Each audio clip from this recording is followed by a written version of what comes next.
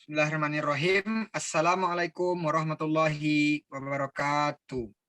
Kami dari kelompok 3 akan mempresentasikan materi pada minggu ke-5 dan ke-6 pada mata kuliah pemeriksaan sengketa pajak dengan judul Surat Tagihan Pajak dan Sengketa Pajak. Baiklah, sebelumnya kami mengucapkan terima kasih kepada Ibu Efni Ceria, SPD MPDE, yang telah memperkenankan kami dalam pembuatan video pada minggu ke-5 dan ke-6 kali ini. Baiklah, sebelum kami memulai masuk pada materi, alangkah baiknya kami memperkenalkan diri terlebih dahulu. Perkenalkan, saya sendiri Al-Fajri Ardi sebagai moderator dan sekaligus pemateri, dan rekan saya Adinda Afrida sebagai pemateri, Al-Fajri Ramadan sebagai pemateri, Al-Hutari Restu Ilahi sebagai pemateri, dan Amalina Azizah Munandar sebagai pemateri. Baiklah, saya akan masuk pada materi yang pertama.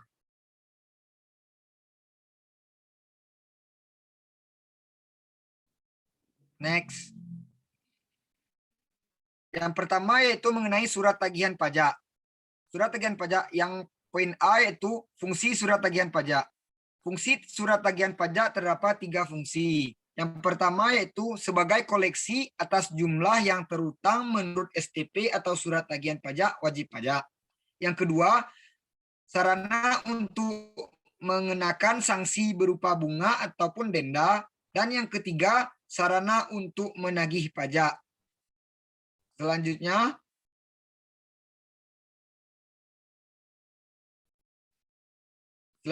pada poin B, penyebab dikeluarkan surat tagihan pajak. Surat tagihan pajak atau STP dikeluarkan berdasarkan ketentuan pasal 14 ayat 1 Undang-Undang Nomor 28 Tahun 2007 sebagai berikut. Yang pertama, pajak penghasilan dalam tahun berjalan tidak ataupun kurang bayar. Yang kedua, surat pemberitahuan terdapat kekurangan pembayaran pajak sebagai akibat salah tulis atau salah hitung. Yang ketiga, wajib pajak dikenakan sanksi administrasi berupa bunga ataupun denda. Dan yang terakhir, pengusaha yang dikenakan pajak berdasarkan Undang-Undang PPN tetapi tidak melaporkan kegiatan usahanya untuk dikukuhkan sebagai pengusaha kena pajak atau PKP. Sekian penjelasan materi dari saya. Materi yang selanjutnya akan dijelaskan oleh Al-Hutari Restu Ilahi. Kepada Tari dipersilahkan. Baiklah, C. Sanksi pengeluaran surat tagihan pajak. Yang pertama ada sanksi denda. Yang pertama, keterlambatan SPT tahunan PPh Badan dikenakan denda sebesar 1 juta. Yang kedua, keterlambatan SPT tahunan orang pribadi sebesar 100.000. Yang ketiga, keterlambatan SPT masa PPN dikenakan denda 500.000. Dan yang keempat, keterlambatan SPT masa lainnya dikenakan denda 100.000. Selanjutnya, adanya sanksi bunga. Yang pertama, pembetulan sendiri SPT tahunan 2% per bulan atas jumlah pajak yang kurang bayar atau disetor dihitung sejak berakhirnya penyampaian SPT sampai dengan tanggal pembayaran.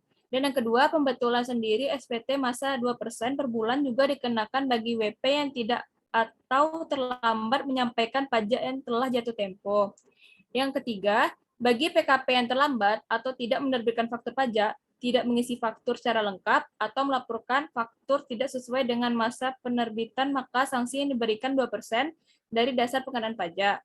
Dan yang keempat, bagi PKP yang gagal produksi dan telah diberikan pengembalian pajak, masukan dikenakan bunga 2% per bulan dari pajak yang ditagih kembali. Selanjutnya, yang D, surat ketetapan pajak. Secara garis besar, surat ketetapan pajak berfungsi sebagai sarana untuk menagih kekurangan pajak, mengembalikan jika ada kelebihan bayar pajak, memberitahukan jumlah pajak yang terutang, dan mengenakan sanksi administrasi perpajakan serta menagih pajak. Dan ada juga jenis-jenis SKP. Yang pertama, surat tagihan pajak. Surat tagihan pajak adalah surat untuk menagih pajak atau sanksi administrasi berupa bunga atau denda. Yang kedua, surat ketetapan pajak lebih bayar. SKPLB adalah surat ketetapan pajak yang menentukan jumlah kelebihan pembayaran karena jumlah kredit pajak lebih besar daripada yang terutang. Selanjutnya, yang ketiga, surat ketetapan pajak kurang bayar. SKPKB adalah surat yang menentukan besar jumlahnya pokok pajak, jumlah kredit pajak, jumlah kekurangan pembayaran pokok pajak, dan besarnya saksi administrasi serta jumlah pajak yang masih harus dibayar. Selanjutnya, surat ketetapan pajak nihil. SKPN adalah surat ketetapan pajak yang menentukan jumlah pokok pajak sama besarnya dengan jumlah kredit pajak atau pajak tidak terutang dan tidak ada kredit pajak. Dan surat ketetapan pajak kurang bayar tambahan, yaitu surat ketetapan pajak yang menentukan tambahan atas jumlah pajak yang telah ditetapkan. Baiklah, saya kembalikan kepada moderator. Terima kasih kita ucapkan kepada Tari. Materi selanjutnya akan dijelaskan oleh Al-Fajri Ramadan. Kepada Al-Fajri dipersilakan. Baik, terima kasih saya ucapkan kepada moderator. Di sini saya akan melanjutkan pembahasan materi tentang pembetulan surat keputusan pembetulan. Surat keputusan pembetulan atau SKP adalah surat keputusan yang membetulkan kesalahan tulis, kesalahan hitung, atau kekeliruan penerapan ketentuan tertentu dalam perundang-undangan perpajakan. Adapun syarat mengajukan permohonan surat keputusan pembetulan atau SKP yaitu yang pertama, wajib pajak dapat mengajukan satu permohonan diajukan untuk satu surat ketetapan pajak atau surat keputusan. Yang kedua, permohonan harus disampaikan ke kantor pelayanan pajak, tempat wajib pajak terdaftar atau tempat pengusaha kena pajak dikukuhkan.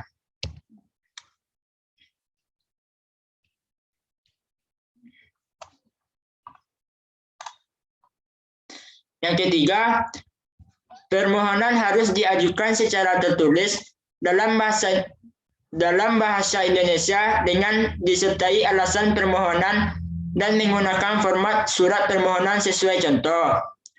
Yang keempat, surat permohonan sebagaimana tersebut ditandatangani oleh wajib pajak dan dalam hal surat permohonan ditandatangani bukan oleh wajib pajak. Surat permohonan tersebut harus dilampiri dengan surat kuasa khusus.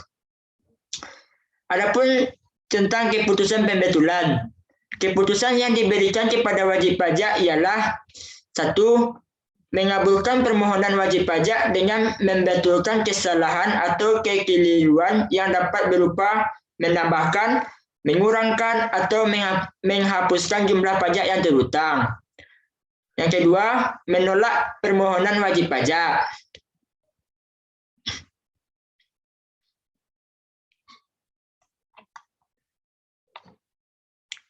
Selanjutnya, saya akan menjelaskan materi tentang sengketa pajak. Yang pertama, pengertian sengketa pajak. Sengketa pajak adalah sengketa yang timbul dalam bidang perpajakan antara wajib pajak atau penanggung pajak dengan pejabat yang berwenang sebagai akibat dikeluarkannya keputusan yang dapat diajukan banding atau gugatan kepada pengadilan berdasarkan peraturan perundang-undangan perpajakan, termasuk gugatan atau pelaksanaan penagihan berdasarkan Undang-Undang Penagihan Pajak dengan surat paksa. Sekian penjelasan materi dari saya kembalikan ke moderator. Terima kasih kami ucapkan kepada Al-Fajri. Baiklah, materi selanjutnya akan dijelaskan oleh Amalina Aziza Munandar. Kepada Amalina dipersilahkan. Selanjutnya, yang kedua ada objek sengketa pajak. Adapun objek sengketa ditinjau dari administrasi perpajakan, objek itu timbul ketika administrasi perpajakan tidak terlaksana sebagaimana mestinya. Yang pertama, surat pemberitahuan pajak terutang atau SPPT. Yang kedua, surat ketetapan pajak kurang bayar atau SKP-KB. Yang ketiga, surat ketetapan pajak kurang bayar tambahan atau SKP-KBT. Yang keempat, surat ketetapan pajak lebih bayar atau SKP-LB.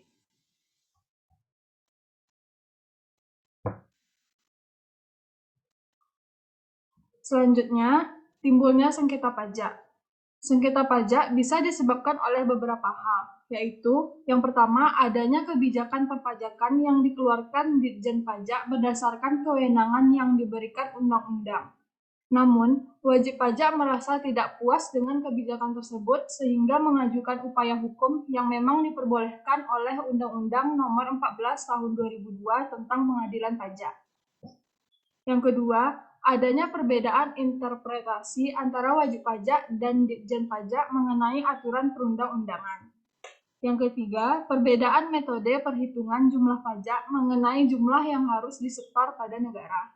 Yang keempat, keberatan atas penetapan sanksi denda pajak. Sekian yang dapat saya sampaikan, saya kembalikan kepada moderator. Terima kasih kami ucapkan kepada Amalina. Baiklah, materi selanjutnya akan dijelaskan oleh Adinda Afrida. Kepada Adinda dipersilahkan. Baik, terima kasih kepada moderator. Untuk materi selanjutnya itu mengenai sengketa pajak bukan sengketa tata usaha negara.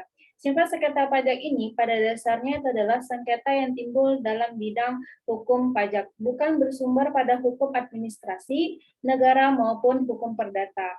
Sehingga banyak yang beranggapan bahwa sengketa pajak ini adalah bagian dari sengketa tata usaha negara karena mereka menganggap hukum pajak ini juga merupakan urusan dari negara.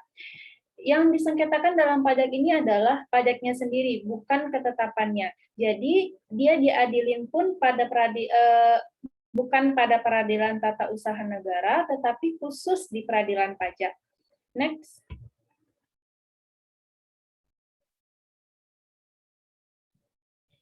Untuk yang terakhir, berakhirnya sengketa pajak. Berakhirnya sengketa pajak itu didasari oleh dua hal. Yang pertama, sengketa itu ditarik kembali oleh pihak yang merasa keberatan dalam arti adanya perdamaian.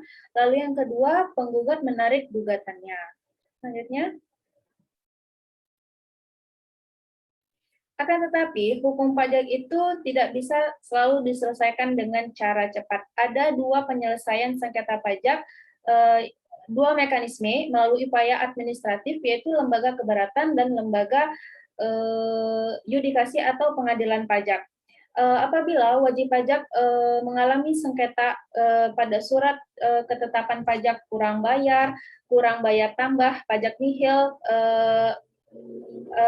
pajak lebih, dan atau sengketa atas pemotongan dan pemungutan pajak pihak ketiga, maka bisa dilakukan dengan upaya banding. Namun, apabila upaya banding tidak dapat